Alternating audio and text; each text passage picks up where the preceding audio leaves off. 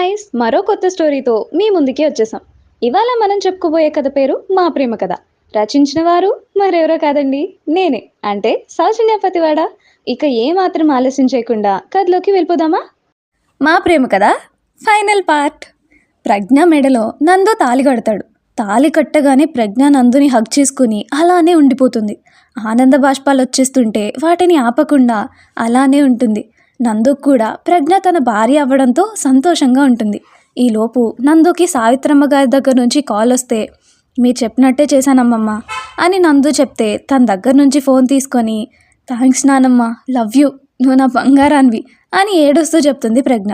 ఆ మాటకి సావిత్రమ్మ గారు ప్రజ్ఞ సంతోషంగా ఉందని అర్థమయ్యి, పిచ్చిపిల్ల త్వరగా వచ్చేయండి ఇంటికి అని చెప్పి కాల్ కట్ చేస్తుంది. నందు వెంటనే ఫ్లైట్ టికెట్స్ బుక్ చేయడానికి చూస్తే ఎర్లీ మార్నింగ్ 4కి ఉండడంతో ప్రజ్ఞను అడిగితే తనకి ఓకే అని చెప్పడంతో ఆ టికెట్స్ బుక్ చేస్తాడు. తర్వాత ఇద్దరు రిసార్ట్స్కి వెళ్ళి బ్యాగ్స్ ప్యాక్ చేసుకుని రెస్టారెంట్కి వెళ్తారు. అప్పటికే టైం 9 అవ్వడంతో బయట చాలా చలిగా ఉంటుంది. ఇద్దరూ తినేసి రూమ్కి వెళ్ళి కొంచెం సేపు పడుకొని 1కి ఎయిర్పోర్ట్కి క్యాబ్ బుక్ చేసుకొని వెళ్తారు. తర్వాత ఫ్లైట్ ఎక్కి ప్రశాంతంగా నిద్రపోతారు ఇద్దరు. ఫ్లైట్ దిగే ముందు మెలకు వచ్చిన ప్రజ్ఞ నందు దగ్గర నిన్న రాత్రి జరిగిన విషయం ఎవరికీ చెప్పకూడదని మాట తీసుకుంటుంది. సావిత్రమ్మ గారు జరిగింది రఘు గారికి, సత్య గారికి, ప్రదీప్కి నిన్న నైటే చెప్పుంటారు. ఇద్దరు ఇంటికి వెళ్ళిన వాళ్ళని కుశల ప్రశ్నలు వేస్తారు. ఇద్దరు ఓపిగ్గా సమాధానం చెప్పిన సావిత్రమ్మకి ప్రజ్ఞలో ఏదో మార్పు కనిపించి వాళ్ళని రెస్ట్ తీసుకోమని చెప్తారు. అనుకోకుండా పెళ్లి జరిగిన కనీసం రిసెప్షన్ అయినా పెడదామని రఘు గారు అంటే, అవేం వద్దులే రఘు అని సావిత్రమ్మ గారంటే ఆవిడ మాటకి ఏదో చెప్పలేక సరే అంటారు అందరూ. ఆశీష్ వాళ్ళకి ఈ విషయం తెలిసి వాళ్ళు ప్రజ్ఞ ఇంటికి వచ్చి, అసలు ఇంత సడన్గా పెళ్ళేంటమ్ము, మాకెవరికి చెప్పకుండా అని అడుగుతాడు ఆశీష్. అదేం లేదురా, నాకేదో ప్రాణగండం అంట, అందుకే పంతులు గారు నాకు వెంటనే పెళ్లి జరగాలని అంటే సావి డార్లింగ్ నందుని ఉన్న పలంగా నన్ను పెళ్లి చేసుకొని తీసుకురమ్మని చెప్పింది అని సింపుల్గా చెప్తుంది ప్రజ్ఞ.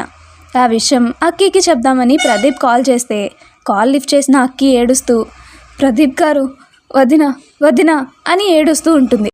ఏమైంది అక్కీ, ప్రార్థన బాగానే ఉందా అని అడిగితే, లేదు ప్రదీప్ గారు, వదిన చనిపోయింది అని చెప్తుంది అక్కి. ఆ మాటకి ప్రదీప్ షాక్ అయ్యి ఇంట్లో అందరికీ ఆ విషయం చెప్తే అందరూ షాక్ అయ్యి వెంటనే ఫ్లైట్ టికెట్స్ బుక్ చేసుకొని అక్కడికి వెళ్తారు. ఇందిర, జయంతి, రఘు, సత్య, సావిత్రమ్మ వీళ్ళకి ప్రార్థన వాళ్ళు తెలియకపోయినా ప్రజ్ఞలాగా ఉంటుందని వాళ్ళు కూడా ప్రయాణానికి సిద్ధమవుతారు. 6 గంటల ప్రయాణం తర్వాత గజపతి ప్యాలెస్కి చేరిన ప్రజ్ఞ వాళ్ళు లోపలికి వెళ్తే అచ్చం కూతురులాగానే ఉన్న ప్రార్థన చూసిన ఇందిర, సత్య ఆశ్చర్యంగా, పైగా ప్రార్థన ప్రాణం లేకుండా అలా ఐస్ బాక్స్లో పెట్టి ఉండడం చూసిన ఇందిరకి మనసులో ఏదో బాధ కలిగి కళ్ళు తిరిగి పడిపోతారు. మమ్మీ అని ప్రజ్ఞ, ప్రదీప్ ఇద్దరు ఇందిరని పట్టుకుంటే నందు అత్తయ్య అని మొహం మీద వాటర్ చల్లుతాడు. ఈలోపు అను చెక్ చేసి, ఏం పర్వాలేదు తను బాగానే ఉన్నారు అని చెప్తాడు. కానీ ప్రార్థన చూసిన సావిత్రమ్మ గారు మాత్రం కంగారు పడుతూ, ఈ అమ్మాయికి అమ్మా నాన్న లేరా అని అడుగుతారు. అమ్మ బ్రతికున్న 7లా ఉంటే నాన్న చనిపోయి 2 సంవత్సరాలు అయింది పిన్ని గారు అని ఏడుస్తూ అంటుంది అంజలి.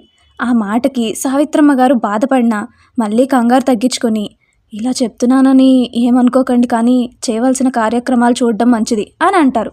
ఆవిడ చెప్పింది కూడా నిజమే అవ్వడంతో అనుజ్తో కలిసి చేయాల్సిన పనులు చూసుకుంటారు మగవాళ్ళందరూ.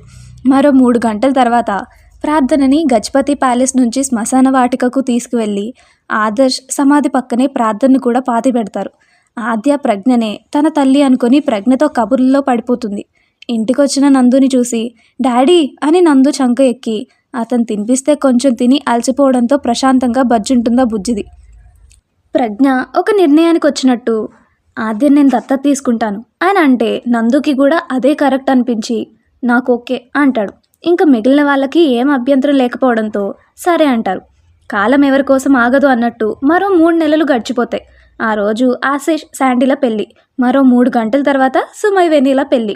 ఫ్రెండ్స్ అందరూ ఫుల్గా ఎంజాయ్ చేస్తూ ఉంటారు. ఆశీష్, శాండీల పెళ్ళి చూసుకుని అందరూ సుమ, వినయ్ల పెళ్ళికి వస్తారు. వాళ్ళ పెళ్ళి కూడా హ్యాపీగా జరిగిపోతుంది. మరికొన్ని రోజులకు 3 జంటలు హనీమూన్కి వెళ్తాయి. 3 జంటలంటే కొత్తగా పెళ్ళైన 2 జంటలు, పెళ్ళైన దగ్గర కానీ ప్రజ్ఞానందులు.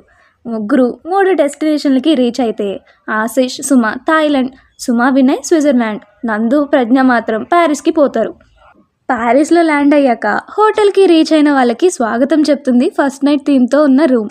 ప్రజ్ఞ అప్పటికి కొంచెం భయపడుతూ ఉండడంతో ప్రజ్ఞను తన వైపుకి తిప్పుకొని మొహం మీద గాలి ఉది, డోంట్ పానిక్ అని చెప్పి ఇంతకుముందు ఎంత రాక్షసంగా దగ్గరయ్యాడో ఇప్పుడు అంత సున్నితంగా దగ్గరయ్యి ప్రజ్ఞలోని అన్ని భయాల్ని దూరం చేస్తాడు నందు. అక్కడ ఉన్నన్ని రోజులు ఇద్దరూ బయట ప్రపంచాన్ని మర్చిపోయి తమదైన ప్రపంచంలో సంతోషంగా గడిపి తిరిగి ఇండియాకు వస్తారు. 3 జంటలు హనీమూన్ నుంచి తిరిగి వచ్చి ఇండియాలో తేలుతారు.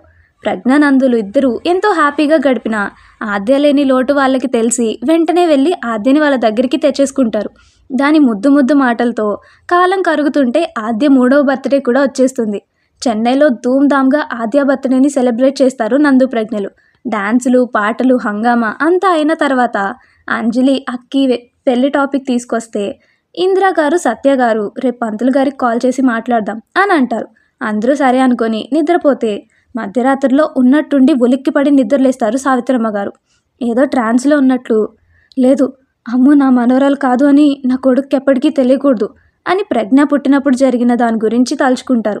25 సంవత్సరాల ముందు జయంతి ఇంటిని విడిచి వెళ్ళిపోయిన తర్వాత సత్య ఆయన జాబ్ కోసం తప్పక ఇంటిని విడిచి బెంగళూరుకి షిఫ్ట్ అవుతారు.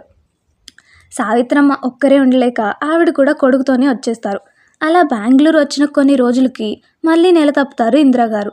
9 నెలలు గడిచిన తర్వాత ఇందిరాగారికి నొప్పులు రావడంతో సత్యగారు వర్క్ చేసే హాస్పిటల్కే తీసుకువెళ్తారు. సత్యగారికి అదే టైంకి ఆపరేషన్ ఉండడంతో వేరే దారి లేక ఆయనకి తెలిసిన డాక్టర్ని అపాయింట్ చేసి ఆయన ఆపరేషన్ చేయడానికి వెళ్తారు. కానీ ఇందిరాగారికి ఆపరేషన్ చేసి తీసిన పాప చనిపోవడంతో ఆ విషయమే సావిత్రమ్మ గారికి చెప్తుంది ఆ డాక్టర్. ఆ విషయం తెలిస్తే కోడలు గుండె ఎక్కడ ఆగిపోతుందో అని భయపడుతున్న సావిత్రమ్మ గారికి ఒక పసిపిల్లని ఎత్తుకుపోతున్న వ్యక్తి తగలడంతో, పైగా అతడు మద్యం మత్తులో ఉండడంతో పక్కన ఫ్లోర్ క్లీన్ చేసే మోప్ కనిపిస్తే దానితో అతని నెత్తి మీద కొట్టి ఆ పాపని అతని దగ్గర నుంచి తీసుకుంటారు. అప్పుడే పుట్టిన పాప, కనీసం పాప క్లీన్ కూడా చేయలేదు. అక్కడున్న నర్సుని ఈ పాప ఎవరి పాపో తెలుసుకొని వాళ్ళకి ఇవ్వండి అని చెప్తే ఆ నర్సు, అమ్మా ఎలానో మీ మనవరాలు చనిపోయింది కదా, మీరే ఆ పాపను ఉంచుకోండి అని ఉచిత సలహా ఇస్తుంది.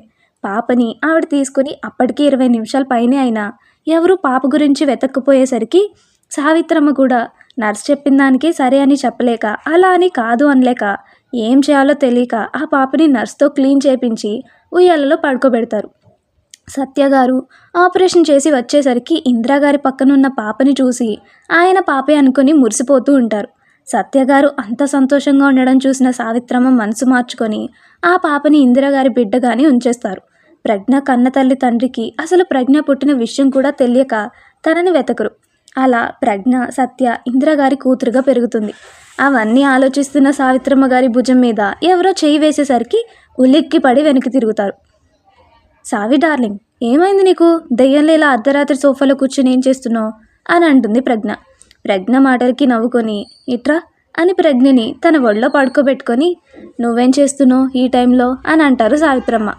వాటర్ కోసం వచ్చాను సావి డార్లింగ్, నువ్వేమో ఇలా కనిపించేసరికి నీ దగ్గరకు వచ్చాను అని చెప్తుంది ప్రజ్ఞ. సరే వాటర్ తీసుకొని నీ రూమ్లోకి వెళ్ళు, మీ ఆయన కూతురు ఎదురు చూస్తారు అని సావి డార్లింగ్ అంటే, లేదులే వాళ్ళు పడుకున్నారు కానీ నువ్వు కబుర్లు చెప్పు, చాలా రోజులైంది మనం మాట్లాడుకుని అంటుంది ప్రజ్ఞ. ఇద్దరు కొంచెం సేపు ఆ మాట ఈ మాట మాట్లాడుకొని ఎవరి గదికి వాళ్ళు వెళ్ళి నిద్రపోతారు. ఉదయం లేచిన వాళ్ళు బ్రేక్ఫాస్ట్ చేసి నందు ప్రజ్ఞ ఆఫీస్కి వెళ్తే మిగిలిన వాళ్ళు పంతులు గారి కాల్ చేసి ముహూర్తం గురించి అడుగుతారు. 15 రోజుల్లో ముహూర్తం ఉంది, అది కాకపోతే మరో సంవత్సరం వేచి ఉండాలి అని పంతులు చెప్పేసరికి 15 రోజుల్లో ముహూర్తమే ఖాయం చేస్తారు. పెళ్లి పనులు అన్నీ మొదలయ్యి రోజులు గడిచి పెళ్లి రోజు రానే వస్తుంది. అందరి సంతోషాల నడుమ అక్కి ప్రదీప్ల పెళ్లి కూడా సవ్యంగా జరుగుతుంది. మరో 3 నెలలకి అక్కి ప్రెగ్నెంట్ అయితే అక్కికి తోడు ప్రజ్ఞ కూడా నెల తప్పుతుంది. వీళ్ళు ప్రెగ్నెంట్ అయిన నెలకి శాండీ సుములు కూడా నెల తప్పుతారు. అందరి ఇళ్లలోకి ఒకేసారి బుజ్జాయిలు రాబోతున్నారని తెలిసి అందరి ఇల్లు సంతోషాలు నిండుకుంటాయి. ఆద్య మాత్రం చెల్లి వారి తమ్ముడు కోసం ఆత్రంగా ఎదురు చూస్తూ ఉంటుంది. ఇద్దరికి 7వ నెల పెట్టడంతో ఒకేసారి శ్రీమంతం అంగరంగ వైభవంగా చేస్తారు. మరో 2 నెలలు గడిచిన తర్వాత అక్కికి నొప్పులు వస్తాయి. అక్కిని హాస్పిటల్కి తీసుకెళ్ళి 4 గంటలకి ప్రజ్ఞకు కూడా నొప్పులు రావడంతో ప్రజ్ఞని కూడా హాస్పిటల్కి తీసుకెళ్తారు. అక్కికి పండంటి పాప పుడితే అమ్మకి మహాలక్ష్మి పుడుతుంది. ఆ బుజ్జోళ్ళని చూసి అందరూ సంతోషంలో మునిగితే మరో నెలకి సుమా శాండిల్కి కూడా బాబులు పుడతారు. అమ్ము పాపని నా కొడుకు కంటే నా కొడుక్కి అని సుమా అక్కి శాండీలు గొడవ పడితే అక్కి, ప్రజ్ఞ పాప మీ బాబు కంటే పెద్దది కాబట్టి నా కొడుక్కి అని అంటే, అబ్బా మహా అయితే 20 డేస్ పెద్దది అంతేగా ఏం పర్లేదు అని సుమా శాండీ అంటారు. వాళ్ళు ముగ్గురు ఒకరి కోసం ఒకరు కొట్టుకునే బదులు ఇంకొక ఇద్దరిని దించుదామా అని అంటాడు నందు ప్రజ్ఞ చెవిలో గుసగుసగా. ఛీ, మీకు అస్సలు సిగ్గులేదు నందు గారు అని ప్రజ్ఞ నందుతో తగువేసుకుంటుంది. ఆ రోజే పిల్లల నామకరణం అవ్వడంతో పంతులు గారు పూజ చేసి బాబుకి పాపకి ఏం పేరు పెడుతున్నారు అని అడిగితే అక్కి, ప్రదీప్, నందు ముగ్గురు ప్రజ్ఞ వైపు చూస్తే ప్రజ్ఞ నవ్వుతూ ప్రదీప్ చెవిలో బాబు పేరు చెప్పి నందు చెవిలో పాప పేరు చెప్తుంది. ప్రదీప్ నవ్వి బియ్యంలో ఉంగరంతో పేరు రాసి బాబు చెవిలో పేరు చెప్పి అందరికీ రేయాంష్ అని చెప్తాడు. నందుని పాప పేరు అడిగితే నందు ముందు ప్రజ్ఞ వైపు చూసి ఆర్ యు షూర్ అని అడిగితే ప్రజ్ఞ నవ్వుతూ అవును అన్నట్టు తలూపుతుంది.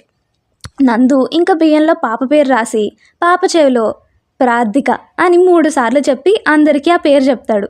అందరికీ ఆ పేర్లు నచ్చి ప్రజ్ఞని బాగున్నాయి అని చెప్తారు. మరో నెలకి సుమ, శాండీల పిల్లలకి కూడా పేర్లు పెడతారు. సుమ, వినయ్ల బాబు అద్వైత్, శాండీ, ఆశిష్ల బాబు దైవిక్. అందరూ వారి వారి పిల్లలతో బిజీ అన్నమాట. ఆగండి, మరొక మాట. ఇక్కడి వరకు వచ్చారంటే నా స్టోరీ మీకు నచ్చే ఉంటుంది కదా. నచ్చితే మమ్మల్ని ప్రోత్సహించాలి కదా. అందుకే లైక్స్, కామెంట్స్ అండ్ సబ్స్క్రైబ్ చేసుకోండి.